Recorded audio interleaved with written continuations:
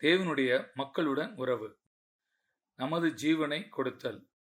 நேற்று நம்மை தேவனுடன் உறவில் இணைக்கும் அதே உடன்படிக்கை தேவனின் மக்களுடன் நம்மை உறவில் இணைக்கிறது என்றும் விளக்கினேன்.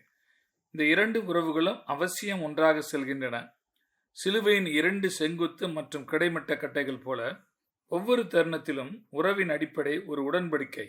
சிலுவையின் இரண்டு கட்டைகளும் சந்திக்கும் இடத்தை நீங்கள் மனதில் கற்பனை செய்து பார்க்க விரும்பினால் அவை சந்திக்கும் அந்த இடமே உடன்படிக்கை என்று சொல்லலாம். உடன்படிக்கை செங்குத்தாகவும் கிடைமட்டமாகவும் இருக்கும். இது தேவனுடன் தொடர்புடையது, ஆனால் அது நம் சக மனிதர்களுடனும் தொடர்புடையது. இன்று நம்முடைய சக விசுவாசிகளுடனான நம் உறவில் உடன்படிக்கையின் கோட்பாடு எவ்வாறு செயல்படுகிறது என்பதை நடைமுறையாக விளக்கப் போகிறேன். நான் இதை நடைமுறையாகவும் எளிதாகவும் விளக்க முடியும் என நம்புகிறேன். முந்தைய செய்திகளில் உடன்படிக்கைக்கு பலி தேவை என்பதை நாம் கண்டோம். பலியின்றி செல்லுபடியாகும் எந்த உடன்படிக்கையும் இல்லை. பலி என்பது உடன்படிக்கை செய்தவரின் மரணத்தை குறிக்கிறது. ஒரு நபர் தனது சொந்த மரணத்தின் மூலம் உடன்படிக்கை செய்கிறார். இது பழைய ஏற்பாட்டில் மட்டுமே நிறுவப்படவில்லை, புதிய ஏற்பாட்டிலும் கடந்து செல்கிறது. எபிரேயர் நூலின் 9ஆம் அதிகாரத்தில் 16-17 வசனங்களில் எழுத்தாளர் இவ்வாறாக கூறுகிறார்.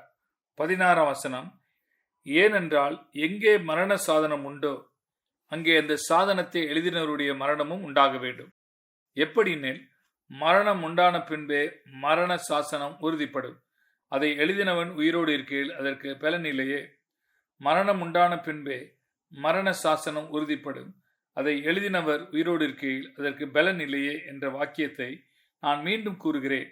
எனவே உடன்படிக்கை செய்வதில் நீங்கள் அதற்குள் உங்கள் சொந்த மரணத்தின் மூலம் நுழைகிறீர்கள்.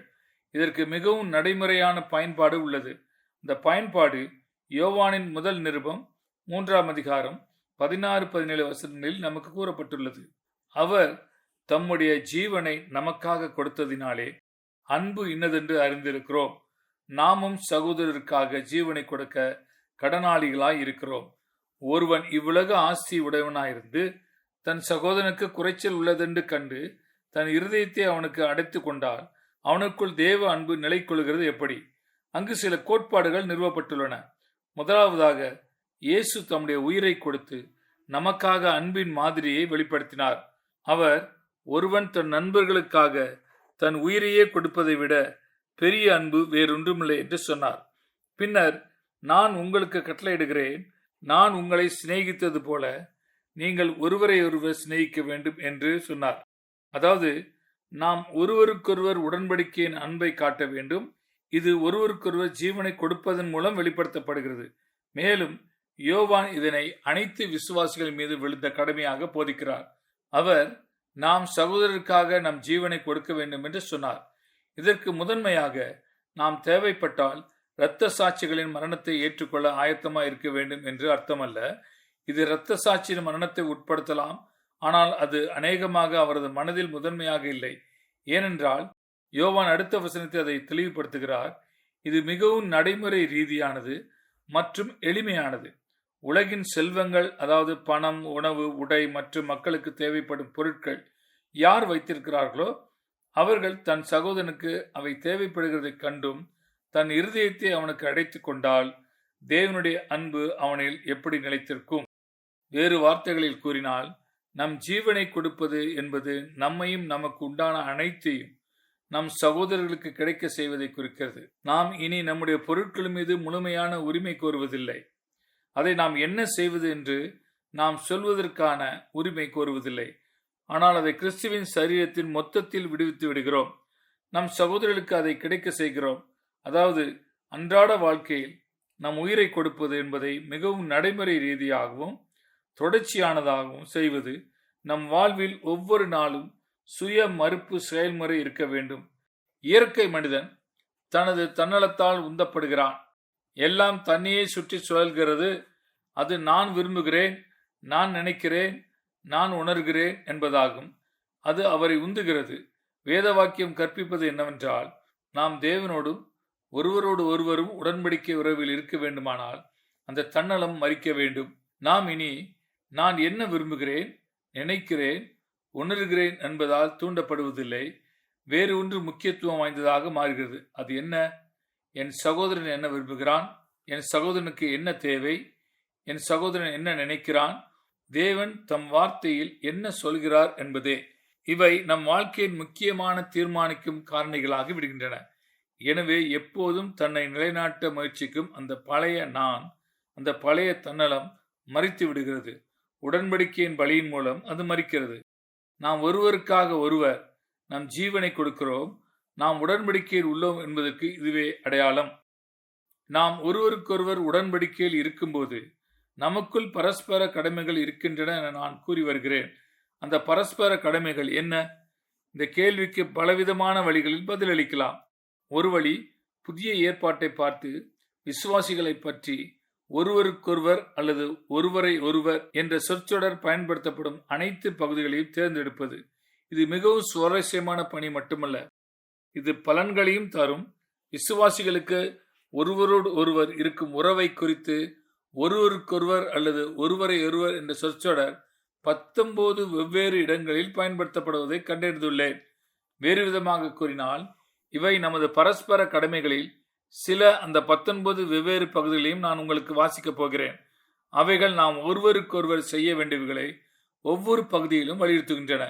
முதலாவது, ஒருவருக்கொருவர் கால்களை கழுவுவது. இரண்டாவது, ஒருவருக்கொருவர் அன்பு செலுத்துவது. ஒருவரை ஒருவர் கட்டி எழுப்புதல், ஒருவரை ஒருவர் ஏற்றுக்கொள்ளுதல், ஒருவரை ஒருவர் கண்டித்தல், ஒருவரை ஒருவர் வாழ்த்துதல், ஒருவருக்கொருவர் சேவை செய்தல், ஒருவருக்கொருவர் பாரங்களை சுமப்பது, ஒருவருக்கொருவர் பொறுமையாயிருத்தல், ஒருவருக்கொருவர் மன்னித்தல், ஒருவருக்கொருவர் கீழ்ப்படிதல், ஒருவருக்கொருவர் கற்றுக் கொடுத்தல், ஒருவருக்கொருவர் ஆறுதல் செய்வது, ஒருவரை ஒருவர் உற்சாகப்படுத்துதல், அன்புக்கும் நற்கிரிகளுக்கும் ஒருவரை ஒருவர் தூண்டுதல், ஒருவருக்கொருவர் நம்முடைய பாவங்களை அறிக்கை செய்தல், ஒருவருக்காக ஒருவர் ஜெபிப்பது, ஒருவருக்கொருவர் உபசரிப்புடன் நடந்து கொள்வது, ஒருவருக்கொருவர் பணிவுடன் இருப்பது. புதிய உடன்படிக்கையின் 19 குறிப்பிட்ட கடமைகள் உள்ளன. இந்த கடமைகளை நாம் எவ்வளவு தூரம் நிறைவேற்றுகிறோம் என்பதை நாம் அனைவரும் நம்மை நாமே கேட்டுக்கொள்ள வேண்டும் என்று நினைக்கிறேன். சில சந்தர்ப்பங்களில் நாம் செய்ய வேண்டியதை செய்யாமல் எதிர்மறையானதை செய்கிறோமா? நாம் ஒருவருக்கொருவர் அன்பு செலுத்துவதற்கும் ஒருவரை ஒருவர் கட்டி எழுப்பவும் அறிவுறுத்தப்படுகிறோம். ஒரு விசுவாசிகளின் குழு மற்றொரு குழுவை கட்டி எழுப்பதற்கு பதிலாக உண்மையில் அவர்களை பலவீனப்படுத்துகிறதா, விமர்சிக்கிறதா, அவர்களை பிரிக்கிறதா? அது உடன்படிக்குரிய நடத்தை அல்ல. ஒருவருக்கொருவர் சேவை செய்யுங்கள், ஒருவருக்கொருவர் பாரங்களை சுமந்து கொள்ளுங்கள் என்று நாம் அறிவுறுத்தப்படுகிறோம். நம்முடைய சொந்த நோக்கங்களுக்காகவும் லட்சியங்களுக்காகவும் நாம் சுயநலத்துடன் புறப்பட்டு மற்றவர்களின் தேவைகள் அல்லது பிரச்சனைகளுக்கு கவனம் செலுத்தாமல் இருந்தால் நாம் உடன்படிக்கையின் சகோதர சகோதரிகளைப் போல செயல்பட மாட்டோம். உண்மையில் நாம் உடன்படிக்கையின் கடமைகளுக்கு மாறாக செல்கிறோம். எனவே இந்த கடமைகளை நாம் எவ்வாறு நிறைவேற்றப் போகிறோம்? நாம் அதை செய்யாவிட்டால் புதிய உடன்படிக்கையின் விதிமுறைகளை நாம் நிறைவேற்றவில்லை. நம்முடைய கிடைமட்ட கட்டை நேர்கோட்டுக்கு வெளியே உள்ளது. அப்படியானால் தானாகவே செங்குத்து கட்டையும் கோட்டிற்கு வெளியே இருக்கிறது என்று நமக்கு சொல்கிறது. இந்த உடன்படிக்கையின் கடமைகளை நிறைவேற்றுவதில் 2 விஷயங்களை மட்டும் நான் உங்களுக்கு பரிந்துரைக்க விரும்புகிறேன். முதலில் நமக்கு ஒரு புதிய மனநிலை தேவை.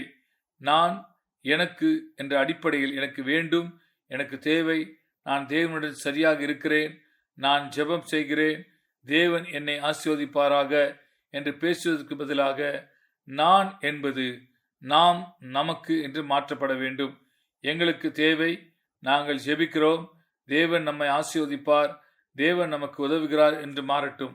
இயேசு தம்முடைய சீஷர்களுக்கு கற்பித்த மாதிரி ஜெபம் எனது என்றல்ல, எங்கள் என்ற வார்த்தையுடன் தொடங்குகிறது என்பது மிகவும் குறிப்பிடத்தக்கது. எங்கள் பிதாவே.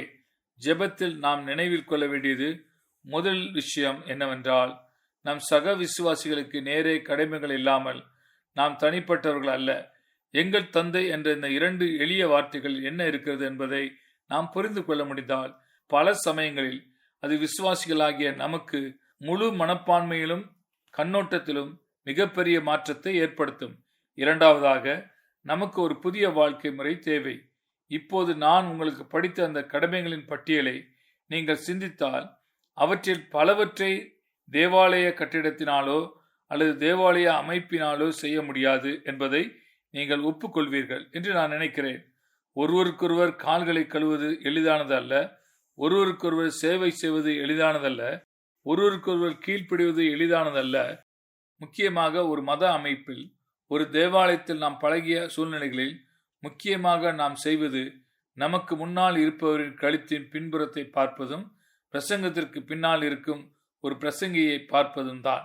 இது ஒரு குறிப்பிட்ட வகையான முடிவை உருவாக்குகிறது. ஆனால் இந்த கடமைகளில் பலவற்றை நிறைவேற்றுவதற்கான வாய்ப்பை வழங்காது.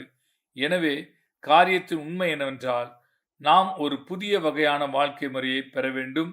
ஒரு மத அமைப்பிற்கு வெளியே அன்றாட வாழ்வில் நமது கடமைகள் செயல்படும் ஒரு வாழ்க்கை முறை மதம் சாராத சூழலில் நாம் ஒன்றாக இருக்கக்கூடிய அதிக நேரம் தேவை.